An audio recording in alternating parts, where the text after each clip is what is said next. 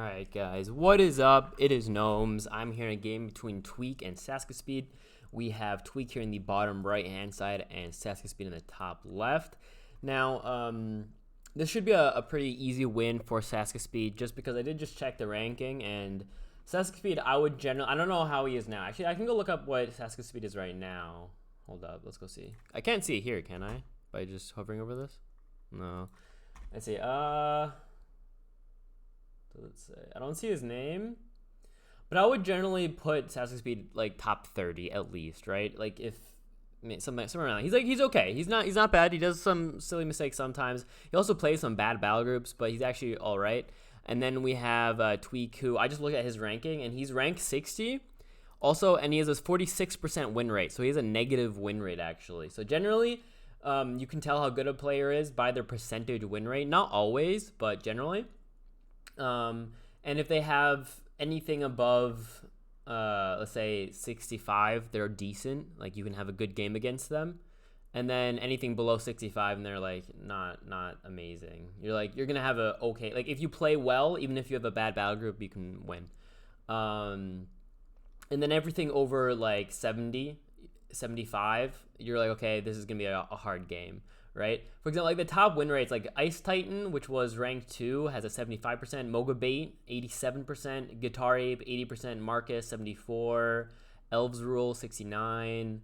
Like I generally do it not by ranking, but by win rate percentage, because ranking, you can, depending if you've played not for a while or if you've been on a downswing because you're playing some really weird battle groups, doesn't matter as much. Like my win rate is 65, so that can show you that I'm not as good as some of these other players. Like 65 is decent, it's okay, but I'm not anything like others, you know, like actual good play. Like it kind of depends. Like if I'm playing like a Moga, I'll do pretty well, but then if I'm playing fucking I don't know. So generally, I like going by win rate percent to tell how good a player is, and not by rank. And Tweek has a 46% win rate. That's why I'm saying that he should. It doesn't really matter what he plays. I don't think he'll do too well against anybody who has a 65% win rate and up.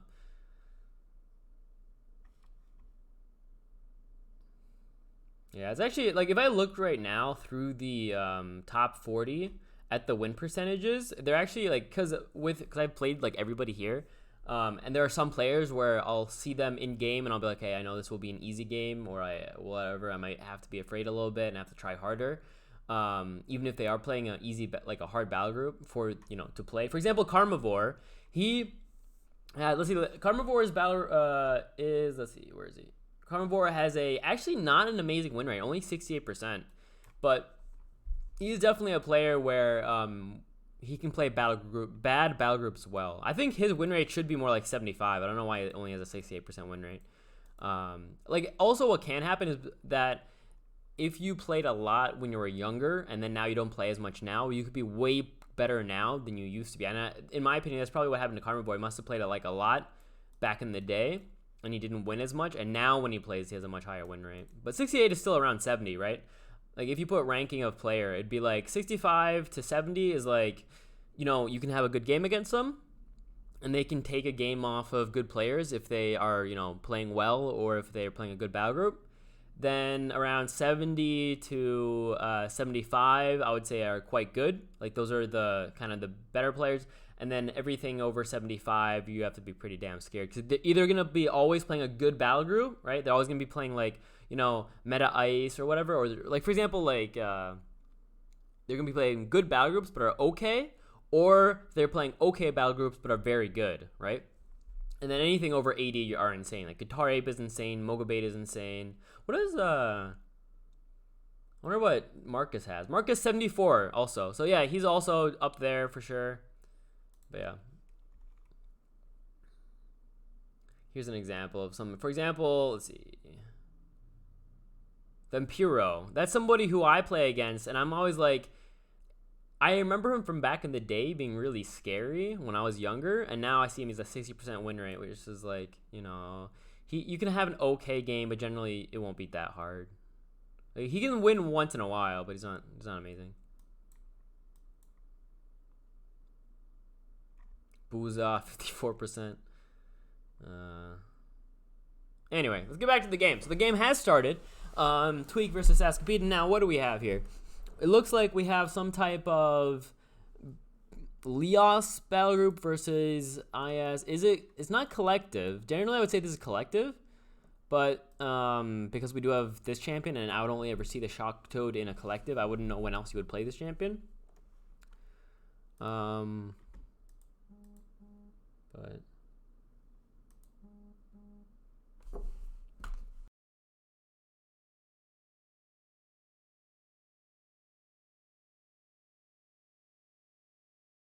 with Tough Rank 1 coming out. I mean, we could try looking into this champion. I mean, it's a 2x2, so I already don't like it a lot. It's only 64 Nora, though, so it's quite cheap.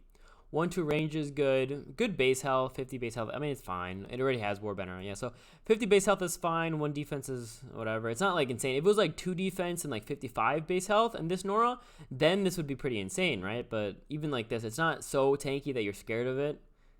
It has Jolt rank 2, which means it does a tiny bit more damage, but you can really just sit back and wail away at it, and you're not afraid of it. So it's not something I don't think is that good, especially it being a 2x2. If it wasn't a 2x2, you'd be like, yeah, it's pretty efficient, but it'll get in the way of your enemy. So it's like whatever. Like, well, I would always just play another Fish Kisser. If you want a tank that is hard to kill and scary, you just play the Fish Kisser.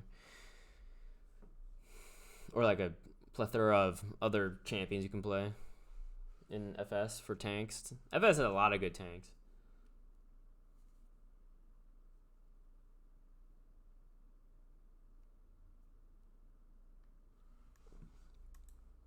Bastion Remnant, non-range to attack. Wants to get that attack out for the Warcry.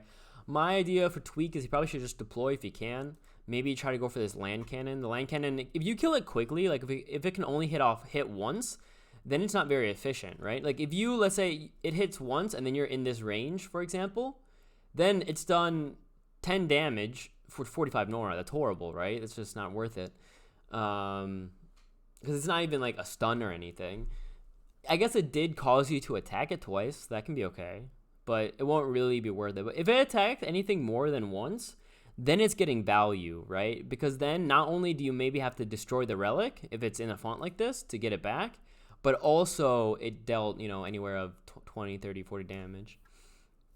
And then it can be quite strong. Move in, attack. He's actually dead, right? Because we're going to see, let's see, 12, 12, 11, plus the shocked. That's actually 1 over a perfect kill, right? Yeah, 1 over a perfect kill here. And he can now land cannon the remnant. He actually didn't use it for some reason. Yeah, 1 over perfect kill, -1. I don't know why he didn't use the land cannon on the remnant, right? It's kind of awkward. He can move in, do quite a bit. I mean, a Frostcone here would do a lot of damage to all these champions, especially with the Warcry. What's he going to go for, though? Here? Try to, if he's able to kill the Fish Kisser and then get both Norglobes, he'll actually be doing okay. Kill Fish Kisser, get both Norglobes, deploy, and then be out of range of the cannon. But I don't really see the kill because he's 1 off of a double tap. So can he get a double tap with the remnant? Because then it's, let's see, 14 minus 3, 4 minus 4 is 20. 20 plus. He's getting range. No, 2 more. I swear, if you attack before getting in range of Warcry, please get in range of Warcry. Why wouldn't you, right? There's no poison trap. He's 1 out of range of being able to deploy and get Warcry off. Come on, dude. 2 spaces. Let's go. Alright, so he wanted the magnet maybe for the soul. Because then he has the pride, right? Ooh, okay. This is a UD split. Oh, that means he's in range of the Warcry. There you go. Good turn. That means he's double tapping. He gets the remnant, or the magnate, sorry, into range of the Warcry, which is really good. So like I said, I think he has both kills and the Norglobe. Oh, but because of the double tap, he won't get the kill. He won't get the Norglobe here. Only 1 of them. Nice, though. Good job. Good play. He should have attacked once with a magnate, maybe, if he could. I'm not sure if it would have been a kill, though. He might have not gotten the kill because of that. But Actually, a good turn there. That was deploy into the price of victory. He is in range of an attack, or a cannon shot, I mean, with the Arcanus. Look at that damage, 22 damage.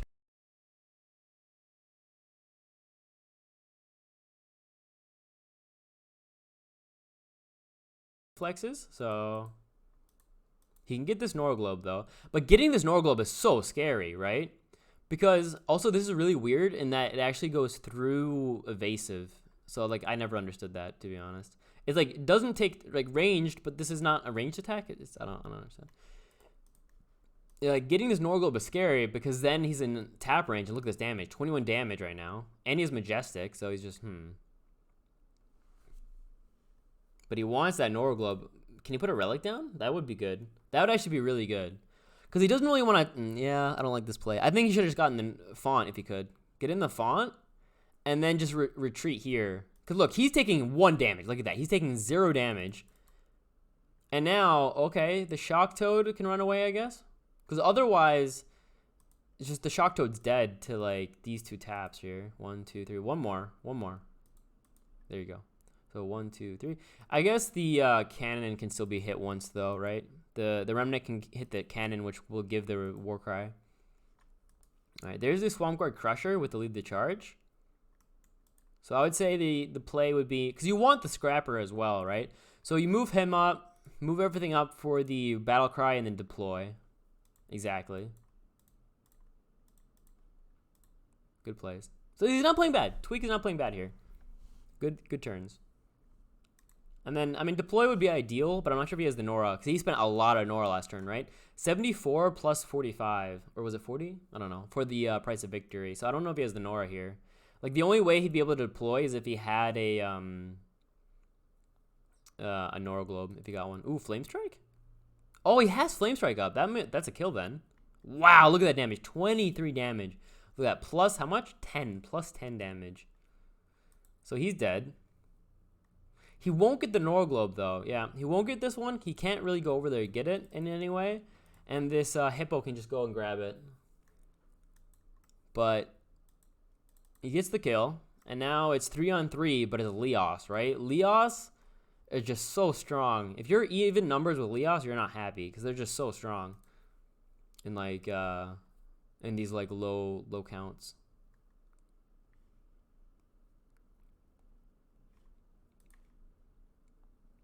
Plus 4 damage, plus 2 defense. Like, it's cool. Their passive is kind of cool, to be honest. It's like, hey, you get a UD passive, but only if you're in range.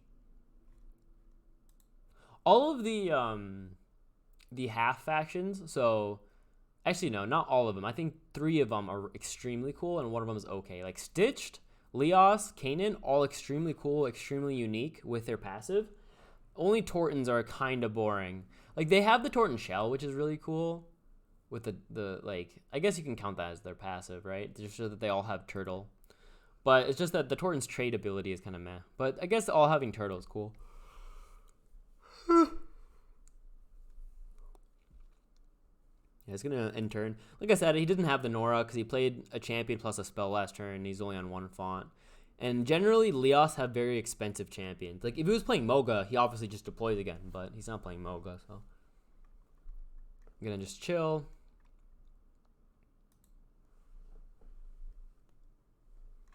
He'll get this Nora Globe. He still has the reflexes evasive. Does he have an AoE? Yeah, here's a Sonic Burst. That'll cause distracted to them, yeah. And that doesn't really matter because on at least not on the Arcanus, just that because this turn he can't play anything anyway. Both are on cooldown.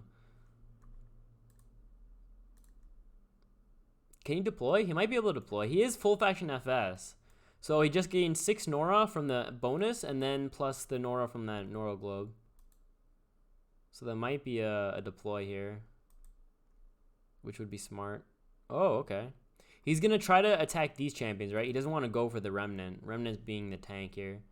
But I'm guessing next turn Hippo is dead because he can just attack once and then he might be out of range to attack. But they're now both double engaged, right? That's pretty strong. Double engaging a ranged champion is always really strong.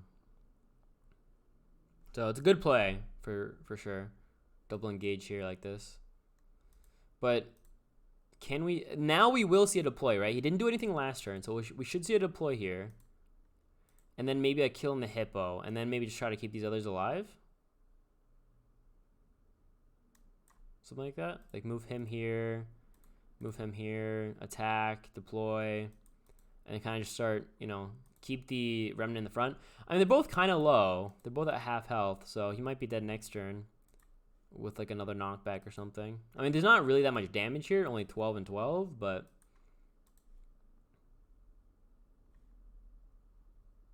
he's calculating. Generally, it was, I mean, he's calculating. Or he's taking a while, so he's thinking a bit more.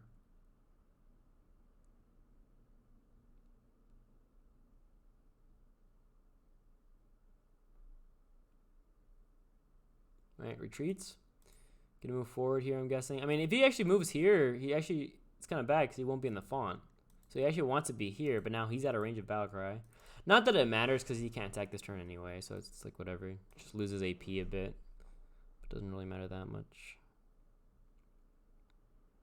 He doesn't have 41 seconds, but he hasn't really done that much yet. I'm wondering what he's thinking about. I would have thought the play is just to kill the hippo, right? Because this is like potential damage that he can remove quite quickly. Oh, there's a poison trap here that he runs into. Wow, what are the odds? Why would you put it there and not here? Because this way it's going to get run into.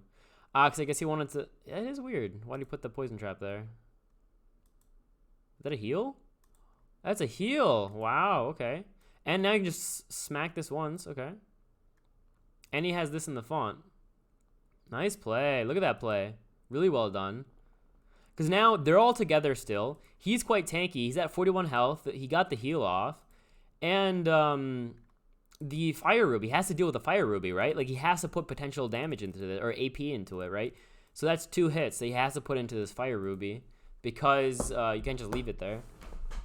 Ooh, there's the stun though. He is against ST,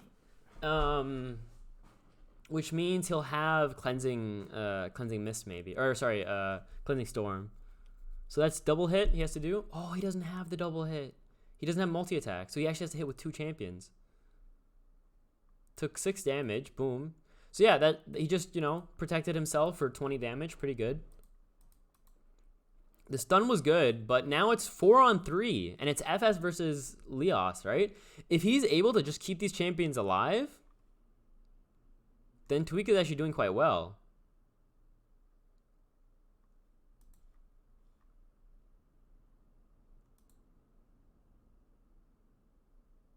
Oh, and he has Frost going up again? So, Battlecry... Ooh, he's playing well. He's playing well. Let's see it. What does he kill? Does he... He wants... He doesn't have cleanse. Or he needs cleanse. And then he just wins the game. If he has cleanse, he wins the game. If he doesn't have cleanse, he's even. Oh, Flame Siphon. Dude, that's GG. Right? Because thing is, he dealt damage to the Ravager, right? For the Flame Siphon. But he heals it up with the Life Siphon anyway. So it's like whatever. So you just leap forward here. Or, yeah, I mean, I guess it depends what you... I would say go for the Fish Kisser, right?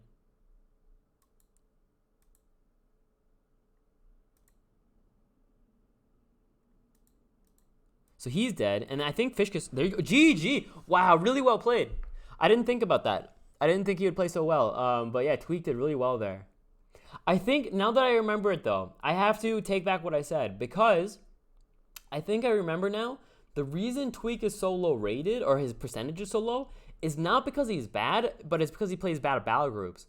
I remember Tweek, I think, is Rhetoric, right? Red Derek, or however you say it.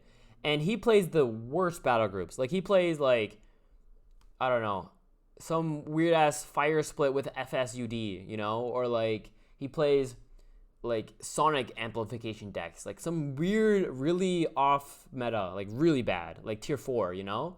But here he played really well, so I'm impressed. GG.